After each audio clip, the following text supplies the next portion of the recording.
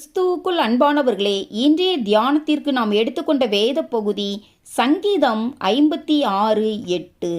என் அலைச்சல்களை தேவரீர் எண்ணியிருக்கிறீர், என் கண்ணீரை உம்முடைய துர்த்தியில் வையும், அவைகள் உம்முடைய கணக்கில் அல்லவோ இருக்கிறது.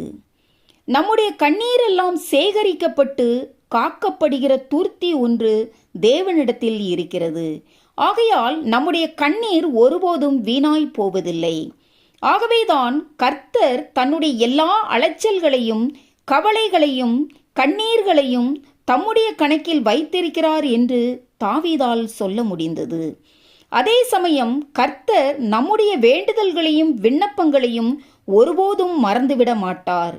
ஏனென்றால் அவைகளெல்லாம் கர்த்தருடைய கணக்கில் இருக்கிறது. சில வேளைகளில் நாம் சிந்துகிற கண்ணீர் எல்லாம் அந்த துர்த்தியில் சேகரிக்கப்படாமற் போகக்கூடும். ஏனென்றால் உலக ஜனங்கள் தங்களுடைய பணம், வேலை, பதவி, பட்டம், கணம் போன்றவற்றை இழக்கும்போது கண்ணீர் சிந்துகிறார்கள்.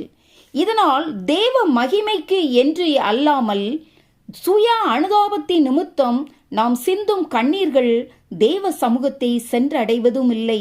பரிசுத்த ஆவியானவரும் அதை குறித்து துக்கப்படுகிறார்.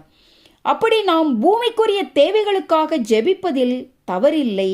ஆனால் நாம் பூமிக்குரிய தேவைகளுக்காக நம்முடைய கண்ணீரை வீணாக்க கூடாது. மாறாக நம்முடைய ஆவிக்குரிய காரியங்களுக்காகவே நாம் கண்ணீரை சிந்த வேண்டும். ஏனென்றால் நாம் பூமிக்குரிய ஆசீர்வாதங்களுக்காக கண்ணீர் சிந்தி அவைகளை பெற்றுக்கொண்டாலும் நாம் மரிக்கும்போது அவைகளை கொண்டு செல்ல முடியாது. அதே சமயம் நாம் பரலோகத்துக்கு செல்லும்போது நம்முடைய கண்ணீர் துருத்தி வெறுமையாயிருக்கும். இதனால் பரலோகத்தில் நமக்கு கிடைக்கவிருக்கும் தேவ ஆசீர்வாதங்களை நாம் பெற தவறி விடுவோம். எனக்கு அன்பானவர்களே, நம்முடைய குற்றங்களுக்காகவும் அழிந்து போகிற ஆத்துமாக்களுக்காகவும் ஆவிக்குரிய காரியங்களுக்காகவும் நாம் தேவ சமூகத்தில் சிந்தும் கண்ணீரெல்லாம் தேவனுடைய துர்த்தியில் சேகரித்து வைக்கப்படும் போது தேவன் தாமே அந்த கண்ணீருக்கெல்லாம் தக்க பிரதிபலனை நமக்கு அருளி செய்ய வல்லவராயிருக்கிறார்.